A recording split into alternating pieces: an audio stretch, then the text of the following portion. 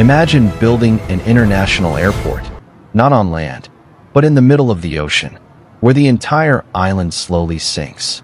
Typhoons strike every year, and every centimeter of movement could threaten one of the busiest airports in Asia. Most engineers would have abandoned the idea. Japan decided to build it anyway.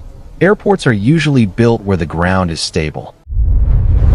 Every civilization leaves a mark. These are the echoes of power.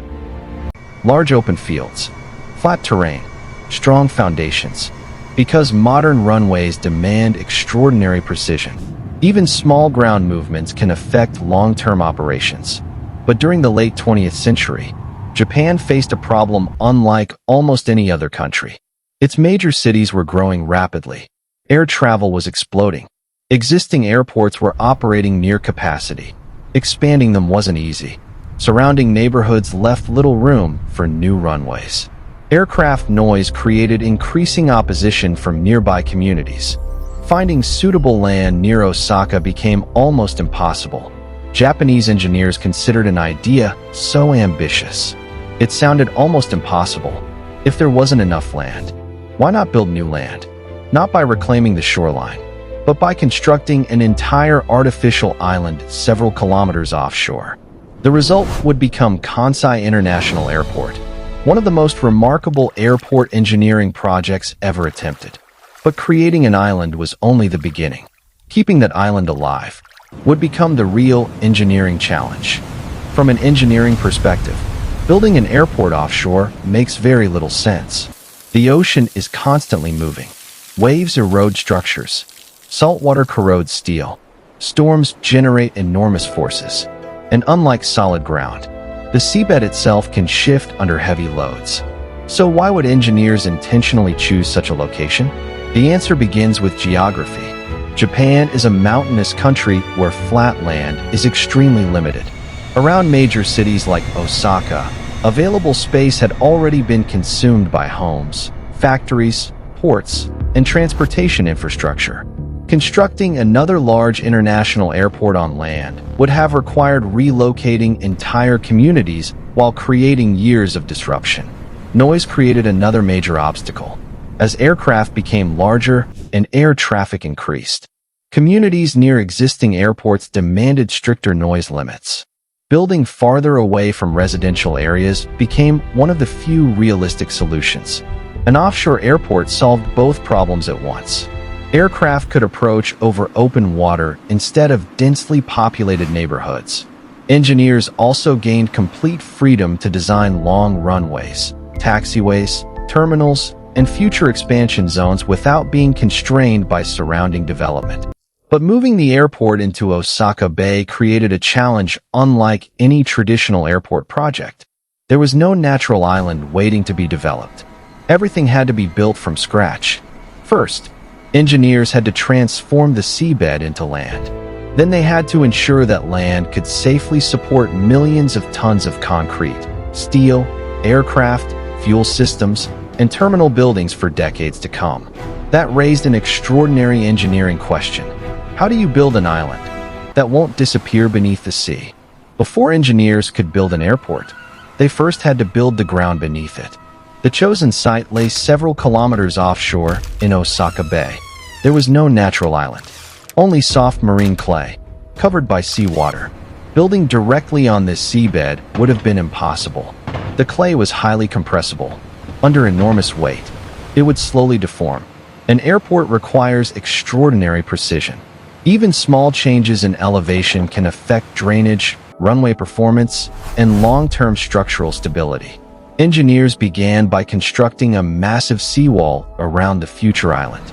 Millions of tons of rock were transported by barge and carefully placed to create a protective perimeter.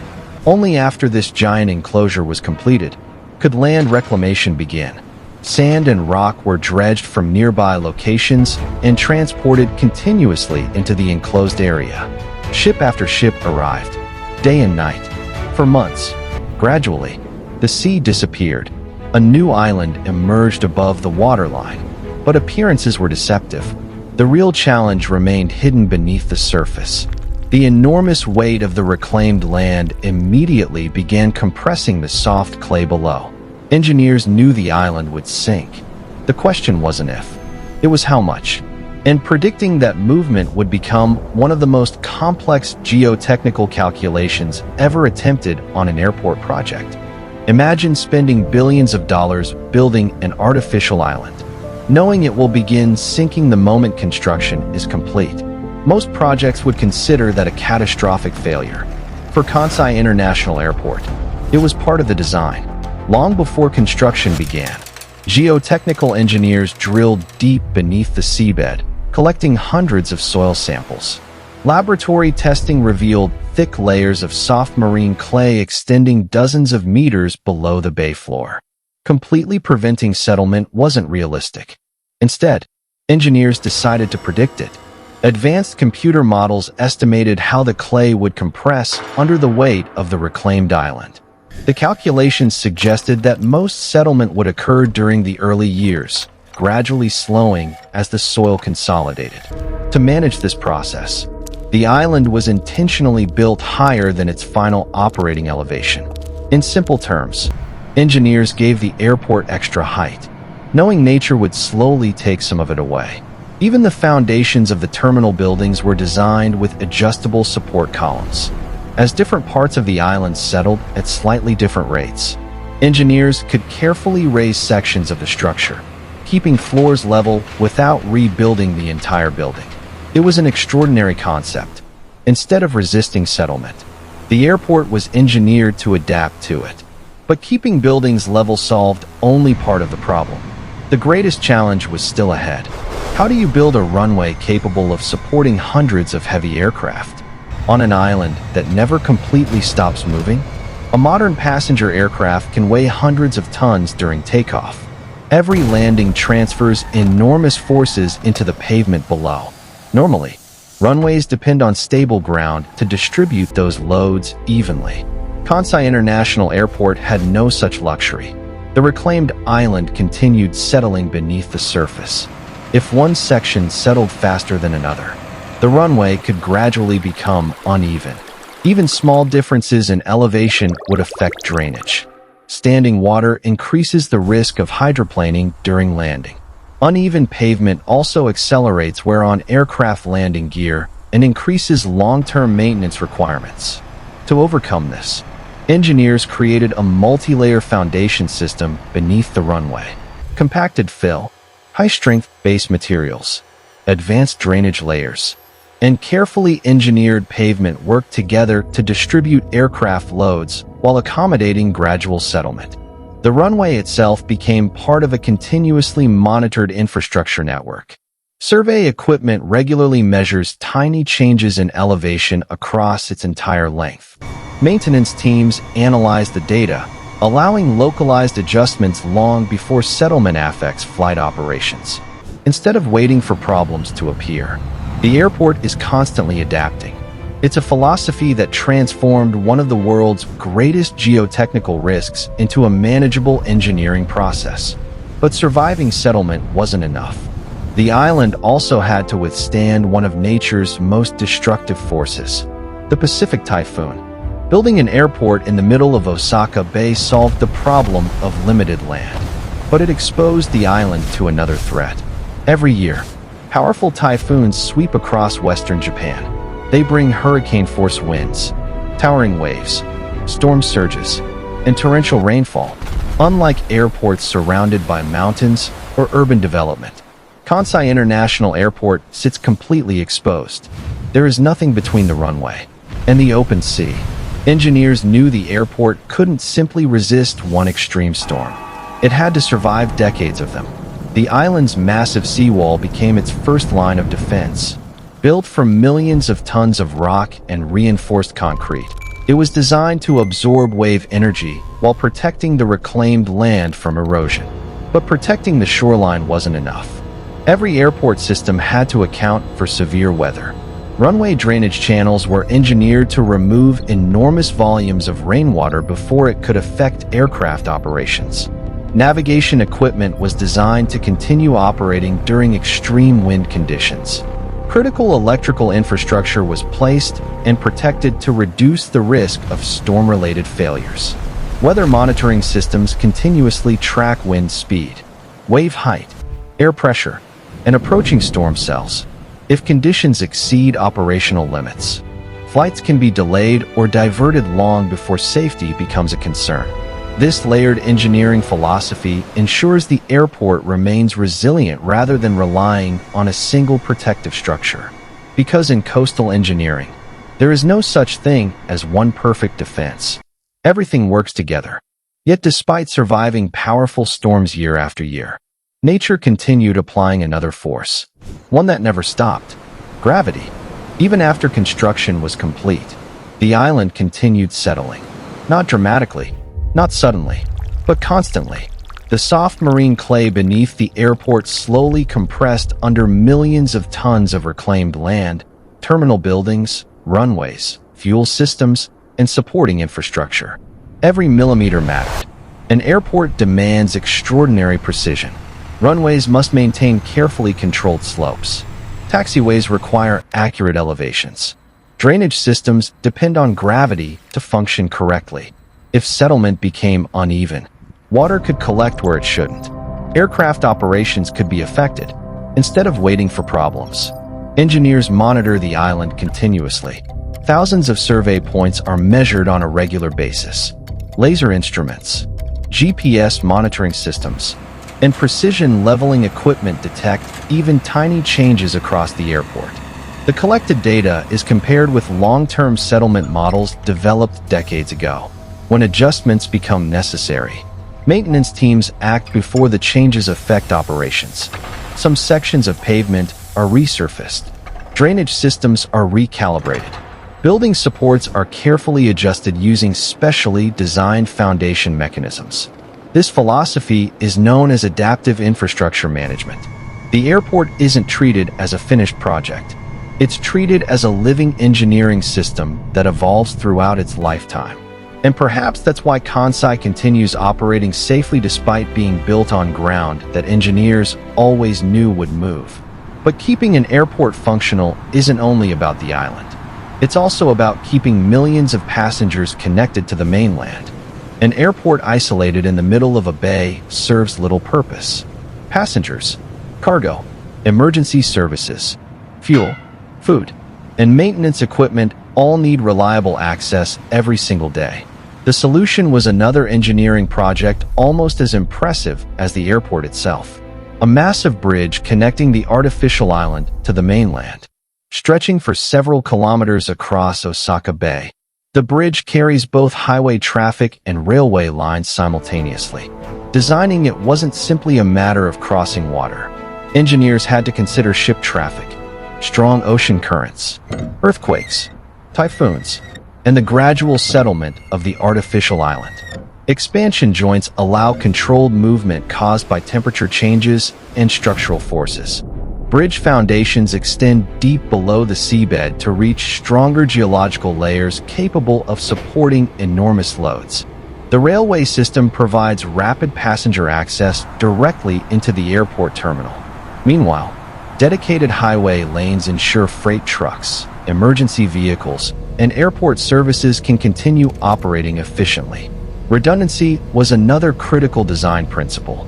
Power, communication, water, and fuel systems were all engineered with multiple levels of protection to improve operational reliability. Because for an international airport, connectivity is just as important as the runway itself. The airport doesn't begin when an aircraft lands. It begins the moment a passenger starts the journey. But after overcoming unstable ground, typhoons, settlement, and offshore construction, one final question remains. Was building one of the world's most expensive airports in the sea actually worth it? When Kansai International Airport opened in 1994, it wasn't just another airport. It was one of the most expensive civil engineering projects ever undertaken. Engineers had reclaimed an entire island from the sea, constructed kilometers of seawalls, built a massive passenger terminal, connected it to the mainland, and developed an airport capable of operating around the clock. The investment was enormous. Critics questioned whether any airport could justify such extraordinary costs. But engineers viewed the project differently. Kansai wasn't designed only for the present. It was designed for generations. Unlike airports surrounded by cities, its offshore location allows aircraft to operate 24 hours a day with far fewer noise restrictions. Cargo flights can arrive overnight. Passenger traffic can continue without many of the operational limits faced by landlocked airports. The artificial island also provided something increasingly rare in modern infrastructure: room to grow, additional runways, expanded terminals, cargo facilities, and future improvements could all be built without relocating neighborhoods or disrupting surrounding communities. More importantly, Kansai transformed offshore engineering itself. Techniques developed for land reclamation, settlement prediction, foundation adjustment, and long-term infrastructure monitoring are now studied by engineers around the world. The airport became more than a transportation hub. It became a full-scale laboratory for coastal engineering. And perhaps that's its greatest achievement. Not proving that an airport could be built in the sea, but proving that engineers could successfully manage an island that continues changing long after construction ends. Yet Kansai also revealed another lesson. The future of infrastructure may not depend on resisting nature, but adapting alongside it. As coastal cities continue expanding, available land is becoming increasingly scarce. At the same time, sea levels are rising. Storms are becoming more intense. Urban populations continue growing.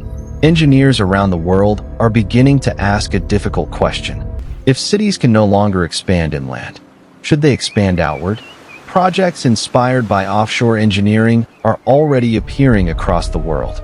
Artificial islands, floating neighborhoods, offshore energy platforms, marine logistics hubs, even proposals for floating airports and coastal smart cities. Modern engineering is shifting away from static infrastructure. Future projects are expected to incorporate continuous monitoring systems, AI-assisted structural analysis, digital twins, and predictive maintenance capable of identifying problems long before they become visible.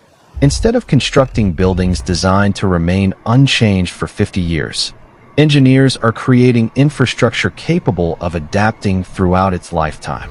Kansai International Airport demonstrated this philosophy decades ago. Its island settles. Its foundations are monitored.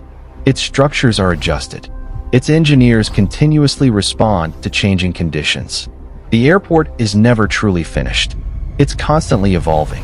And that idea may become one of the defining principles of 21st century engineering. Because future megaprojects won't simply be stronger.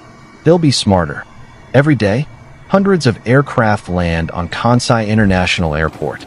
Passengers collect their luggage, board trains, and continue their journeys. Most never stop to consider what lies beneath the runway.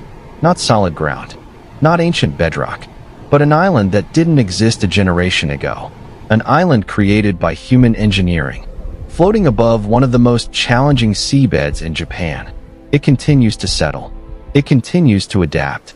And every day, thousands of sensors, engineers, and maintenance teams quietly ensure that one of the world's busiest airports remains safe. That's the true story of Kansai. It isn't about defeating the ocean. It isn't about stopping nature. It's about understanding that nature never stands still and designing infrastructure capable of changing with it. The greatest engineering achievements aren't always the tallest skyscrapers or the longest bridges. Sometimes, they're the projects that quietly solve impossible problems beneath our feet. Or in this case, beneath the sea. This is Echoes of Power. If you enjoyed exploring the incredible engineering behind one of the world's most ambitious offshore megaprojects, subscribe for more documentaries uncovering the engineering, innovation, and megastructures shaping our future. Because every impossible project begins with one engineer willing to ask, what if we build where no one else dares?